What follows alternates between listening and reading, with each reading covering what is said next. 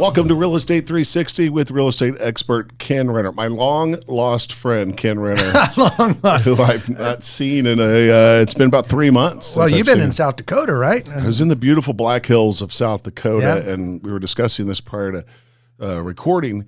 What a beautiful place, and that place is going to explode. Population. Yeah, that's going to be amazing. I guess from moving out from Colorado to get to the same kind of countryside, but a lot cheaper. A fraction of the cost, and you can figure it out on your own, but different kind of people. Not saying one of them's right and one of them's wrong. I'm just saying a different kind of people. Yeah, but nice people, great place. Yeah, they're conservative people, and I enjoyed it. I was there to helping a friend run a golf course and learning a little bit about the property business too, the land business, which he is in. Big giant subdivision that's going to go in there. Yeah, it's called Apple Springs. It's right in between Sturgis and Deadwood. It's got a beautiful 18-hole golf course there, and I really like the style of homes that they build, that kind of mountain cabiny kind of thing. Yeah. I like it a lot. But we're not here to talk about me. We're here to talk to you. South Dakota. We're going to talk about, let's give some thanks. Yeah, you had a great Thanksgiving. Yeah, so I did too. You know, a lot to be thankful for. Right. Yeah. And absolutely. Last couple of years have been tough for a lot of people, but still, there's a lot to be grateful for. Oh yeah, and that's really kind of count your blessings, because I'm looking. That's one thing about our podcast. We've always been on the optimistic and positive side of things, because you get enough of that negative news all the time. That's true. And it just pounds into people's brain. It becomes reality to them. And now we're seeing all the talk about all the layoffs, especially with my friends out in the the Bay Area with the tech layoffs. Of course, that affects Austin. So we keep them in our prayers, because it's just been such a run with tech and also a run with real estate. Now we've come to a pivot and come to a new season in the real estate market. You mentioned there were layoffs in the Bay Area, but Austin, Facebook laying off 200 people. Yeah, not 11,000. Right. But still 200 people. That's a lot. That's a big economy, and it's tough. And we've seen that the whole thing during the pandemic. 1 in 5 businesses went out of business. I mean, and that's why I got to count my blessings, is all of a sudden, just because I happen to be at the right place at the right time with the right message, that we just got in front of that real estate boom and helped a lot of people. In fact, I got my stats here, just giving thanks for those that purchased homes from me. I mean, I've been doing this is my 40th year in real estate, so I appreciate your your patronage and allowing me to be your counselor through this. We did almost $100 million in the last 3 years of closed sales. It was 320 closed houses. So we helped a lot of people create a lot of wealth. Even with the adjustment in prices, we helped people create a lot of wealth. And they had to do it from a distance and through Zoom and through email and through phone calls. So thank you for your faith in us, and I hope you prosper into 2023. So yeah, I've been busy too. So right now, I mean, everybody's like, okay, so everybody's kind of like, a lot of agents are all on the sidelines going, well, what are we going to do? What's going to happen? All this. And you're in the mortgage business. Yeah, there's a lot of that. There's a lot of getting back to skill set. It's a skill set environment right now. Absolutely. I mean, so I just refuse to participate in this recession. So just letting you know, and my clients as well, I'm going to keep you guys safe during this slowdown. And so, right now we sold the triplex cash buyer right in the North Austin area, about mid-7s. I closed closing on Monday, a house in Avery Ranch. Once again, a cash buyer, $550,000. I'd listed 3 Santa Rita ranch houses that will go for $2,400 a month, so very reasonable in the #1 selling subdivision in Austin. Got a brand new listing off of Steck right down the street from here, a condo, or it's a palace. It's absolutely gorgeous, 4159 Steck, and it's going on the market this week. And so that. Like I said, we're busy, and when other people are slow. You mentioned the word pivot a little bit ago. It seems like the perfect word for the way that the real estate market and how buyers and realtors and sellers, you pivot right now. Things changed. Yeah, you have to change strategies. Okay, we talked about that. I've been in the real estate industry for 40 years. I've been in booms and busts in 4 different states in 4 different decades. Right. So, that's one of the things that separates me from a lot of the other real estate agents. Now, I got that funny picture of Tiger Woods and John Daly. Here it is.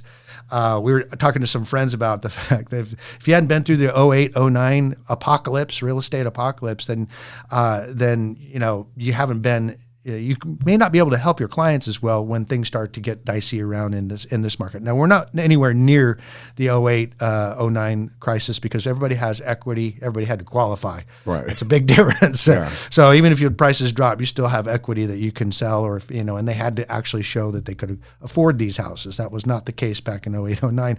But it caused a lot of us, it caught us off guard, caught a lot of all the real estate industry because we were getting real cocky, kind of like what was happening in recent years.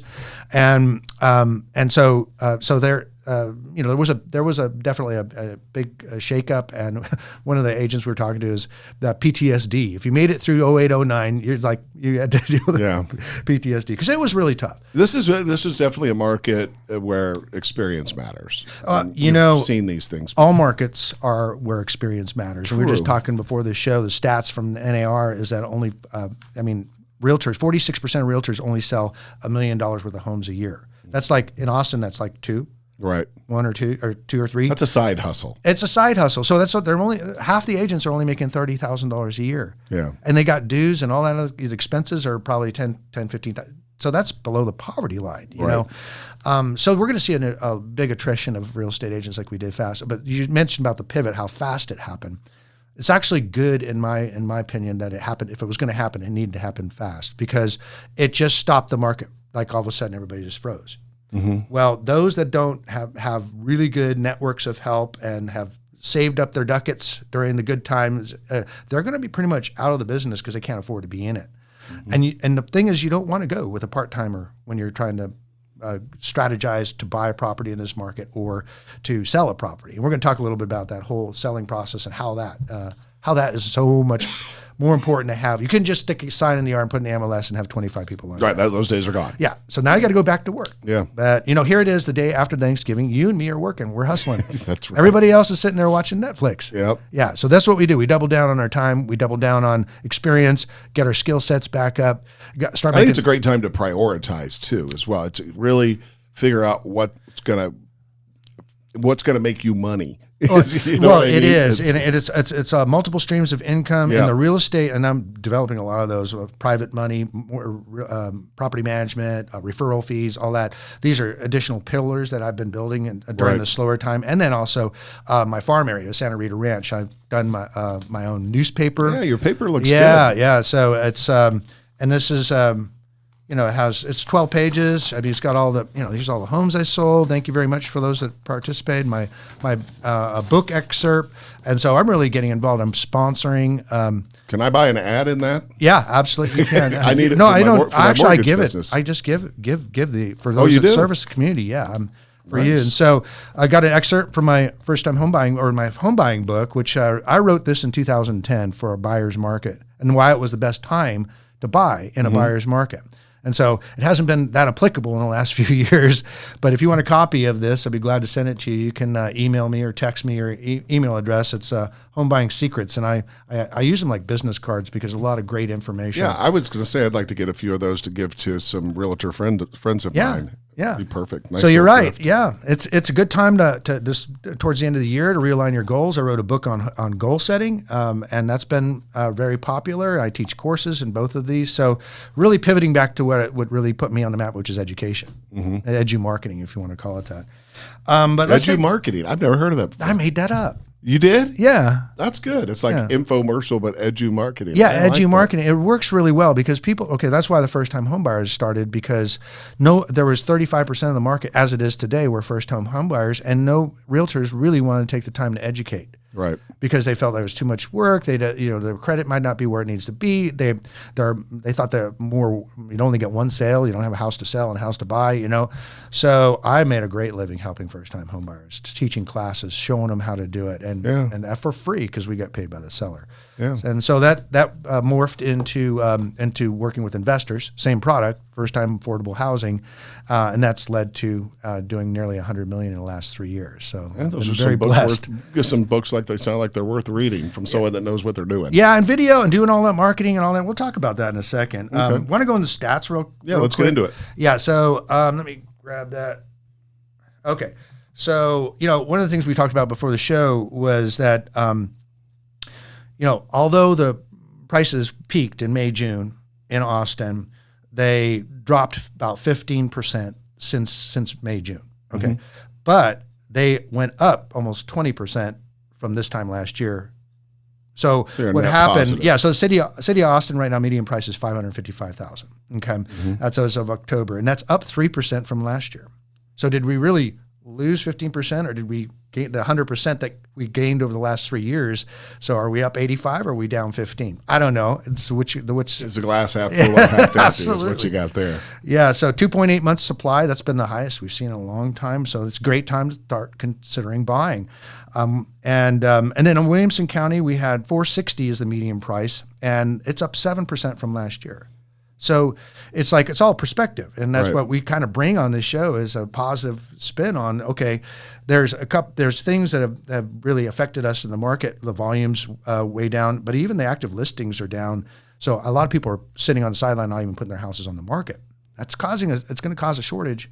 Builders do have an oversupply right now, and that's a great opportunity, but they're stopping building, and that's going to evaporate. Let me ask you a question. You talk about builders. Yeah.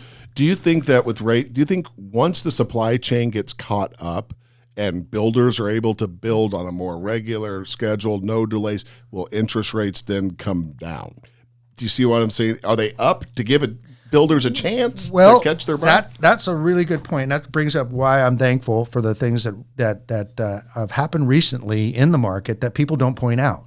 And that's why we're here. So first of all, rates have dropped. They were peaked about 7.5% just last month, about 2 months ago, and now we're back down to 6.375. So that's what we were buying houses back in the early 2000s. We didn't think that's more of a normal interest rate, you know. But then you've got these builders that are offering incentives. They're paying. I saw yesterday it was $25,000 in financing incentives. That's going to get your rate down in the mid fours. Yeah. You could do a buy down. You can do all these creative financing things to get your payments down. And so I'm thankful that the rates are down, and we're seeing that the feds are lightening up on their aggressive approach, which really kind of they really slam the brakes. Well, not only slam the brakes, but also slam the brakes on our tech industry. Yeah, I mean, Facebook down 70%. You know, thank God real estate didn't drop like that, because it doesn't really do that. But you know, so once again, we really feel for those people that are being laid off, but. If they bought a house from me, it's gone up in the last 3 years. 3 years ago, it's gone up $100,000. If they need the money out, I'll be glad to help them sell it. Sure. Put a little money in the bank, take some chips off the table. Or if they wanted to refinance it. Yeah, refinance, pull the cash out, and come to you. Right. So tax rates, that's another thing. Our tax rates have been dropping because of the rise in value. So when they set the tax rates, like for instance, Santa Rita Ranch, where I live, that tax rate dropped from 2.7 to 2.38. So that's a good chunk of change. We're going to go into the numbers. It's actually around a substantial $500-600 a month lower than they were last year for the same value property. And then the tax values have dropped, right? Because we've seen a decline in values from last year, from June. So that all combined, I did some numbers here. If you had a $675,000 house last year at 2.7%, but you were getting a 4.5 interest rate, okay, that would be 20. The P&I would be and PITI would be 2736, and 1518 of it would be your 1518 would be your taxes. Okay, if we bought that same house from 675 to 550, which is what kind of happened, it'd be at 6.375 today's rate. The payment would be 2745 for that same house. This is on a 30-year fix. It's on 30-year fix. Okay. Same rate. That's no builder incentive, no perks. So on the loan amount difference was 540 to 440, or 550 to 440. You're actually paying $300 a month less for the lower tax rate and the lower interest rate, or even the higher in interest rate, but the lower in prices.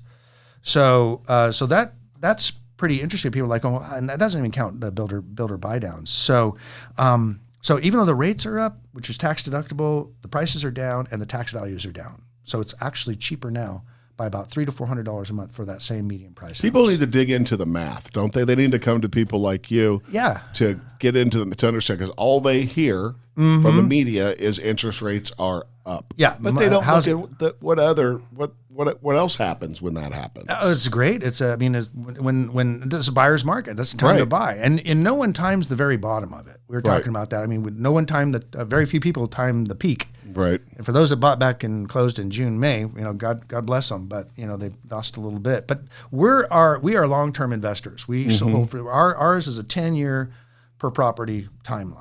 So in any 10-year period in Central Texas, you've done well. I mean, it doesn't matter where you pick the 10-year period, it's done really well. Those three things, as we're heading into a buyer's market, are going to really help. But I also noticed some stats for Santa Rita, which is the biggest subdivision in Austin. It's about 2,500 homes now, going to 8,800. That's where I live. The current MLS stats are 155 houses on the market, but only 33 of those are resales. So you have a very low supply of actual true. I mean, of course, you keep competing against the builders. So in a buyer's market, the sellers have to throw out all the punches to compete with the builders. The bottom line is it's less than 0.06% of the entire subdivision of 2,500 homes is for sale, and of those 33%, less than 0.1% are resales. Wow! So it's a very low supply, even though everybody thinks, "Wow, look at all those houses on the market." So in a buyer's market, you need a buyer's expert because there's lots of money being left on the table if you don't have an expert in that's been in it. And so that's why I wrote the book on home buying. You can have it. You can have it. Guess they're like business cards to me. All right. So then selling, there's always people selling.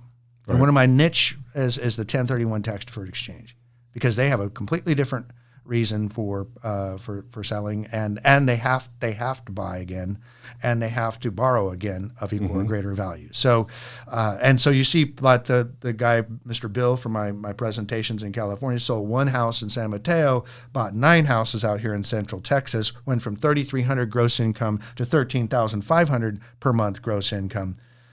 Changed his life. So yeah, that'll do it. So and I'm definitely bent on helping the 1031s, because oftentimes they have cash, so they come in as a cash buyer. It's great.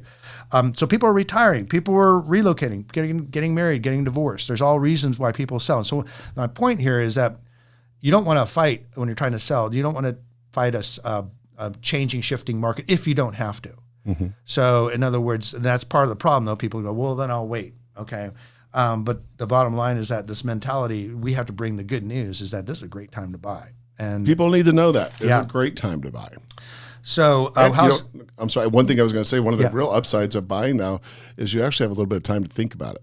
Oh, whereas before it was like, oh, I can take it. And then that's the way it was. And there's a couple of things that really indicate the parasites of the market are gone or going out. Okay, that was what I call them, parasites, because it was the iBuyers. Yeah. Zillow lost $1 billion because they used their algorithm, Zillow's estimates, to come up with what a value of a property was. No realtor involved. I'm sorry, this is a contact sport. Yeah. Algorithms, this is a belly to belly. Algorithms aren't going to. They lost $1 billion last year. Shut that thing down. I feel real sorry for them. I don't feel sorry, because they tried to take away the industry from the professionals. Right. Okay. OfferPad's now been delisted or almost delisted from the New York Stock Exchange. That was another big one, iBuyer. Open Door is struggling big time. I mean, they have 13,500 homes, empty homes right now, Open Door. So they're burning through that cash, and so with the things changing, so we're not going to have that back door that everybody had. Well, I'll just go to Open Door and get my house sold. Right. Okay, so now more than ever, if you're selling your property in this turning to a buyer's market, you have to have an expert that knows the local market. Okay, we talked about the stats. I mean, 95% of the properties in Austin are sold by less than 10% of the realtors. So you want to pick one of those. And so, because they've proven performance, like you said in the past, they have history, they have the tools, but the number one thing is finding the right real estate professional. Number 2 is the pricing, and you're a real estate expert. You want to price ahead of the market. Okay, you don't want to stair step it down if the market's going down, because that's what happens. People go, okay, I'll price it here. Oh, well, it's gone down a little bit. Okay, right here, and then they get an offer, and then it's down here. If you undercut the market, you might even get more than you're going to eventually get. So pricing is really a touchy thing, and that's what we talk about now. Is and you want to price ahead of the market, wherever it may be. Presentation, that's a really big deal right now. Everything has got to look great. Everything's got to be staged perfect. I mean, think about model homes that the builders have. You got to have everything in its place, decent, just looking perfect. And then the photography has to be state of the art. And you got to use the Matterport, virtual tours where they can actually go from each room to each room. We employ the drones. You got to have the drone to give you that visual of what the community looks like and things like that. So the presentation is really, really big deal. And we help with the presentation, with the staging. Plus we also own a property management company. So we can help in getting all that stuff taken care of, and get all the handymen in there. We got the carpenters. If you need stuff done or stuff hauled off, that's part of what we do. This isn't like it was before when it could just look okay and you could sell it. This is now you've got to impress the buyer. Yeah, you get a second chance to that first impression, right? So, and the first impression's online. And so we want to make that look an amazing presentation. Then the next thing is marketing. And I think that over the last 10 years since this recession, the last 10 years since it's been booming, the realtors forgot how to market. Yeah. We didn't have to. So we got the MLS, great. We got syndication. We got Facebook. We got Facebook groups. We got Facebook advertising. We've got geofencing right around your property. We've got direct marketing. We've got mail. And mail's actually coming back again because nobody's using it. Right? It's like the record player. Yeah. Well, that's why the newspaper has done so well. Yeah. Is because it's not got a whole lot of competition in there. So we and I'm an expert marketer. I mean, my YouTube channel, I taught that to realtors all over the United States in these conferences. It's got over 11 million views. One video alone made me over $110,000. Wow! For Avery Ranch. The power of video. Yeah, video. I was teaching it back in 2010 and teaching courses with Keller Williams and being one of their coaches. And that video was where it's at. I couldn't get the realtors to do it. It took till a pandemic where people actually figured out that Zoom and YouTube is a great place to be. Yeah. And then negotiations, got to be a negotiating expert. Also a creative finance expert. In the real estate mortgage market right now, coming back with the 3-2-1 buy downs, the adjustable rate mortgages, the 5-1 ARMs, which I like a lot, get you through this 5-year period, and 30-year fixed or buying down the rate through upfront points and things like that. And you've done a really good job, Ken, through the 40 years of your career of educating yourself. A lot of people, they get into a career, they stop learning. They just quit. Whereas you, over 40 years, you've seen it, you know it, and you've learned it. And so part of that also goes back to when we get so busy, like I was closing a house every other day with a very small team. So what happens is we get off of the personal development stuff that we've got us there, studying the Jim Rohns and the Tony Robbins and all that kind of stuff that gives you the motivation and some of the cutting edge stuff that you just get busy and you get out of that. And so that's, Brian Tracy, the Power Goals book was based off of a book that Brian Tracy did, and I just expanded on one chapter of it. So, it's about personal development and disciplines, and also it's wintertime. Call that the seasons. Went through the big summer, 3-year-long summer. Then we had the fall, which had the things to shift to happen really fast in the fall. Now we're in winter, and so in wintertime, just like Jim Rohn would talk about the seasons, that's when you sharpen your saws, you get all of your stuff together, you get with your family, and what's most important, be thankful for that. Plan for the spring, So that's what we're doing, and so you really got to have. You really, at this point in time, you're doing yourself a disservice if you don't have a real estate expert that's expert in your market, your micro market, but also an expert in the macro markets, including the economic macro markets, because those all affect the price of how your transaction's going to go when it comes time to sell. So I appreciate you, Sandy, for the extended podcast here, but I had a lot of information, and we'll be getting together for Christmas to talk about some New Year's, we don't call them resolutions, but some goals for next year, and casting a new vision for the Austin real estate industry, always staying positive and optimistic, bringing the good news rather than the pessimistic national news that nobody wants to see or hear anyways. Right. Ken, always good seeing you, and thanks for the book. You got it. Let me sign it for you.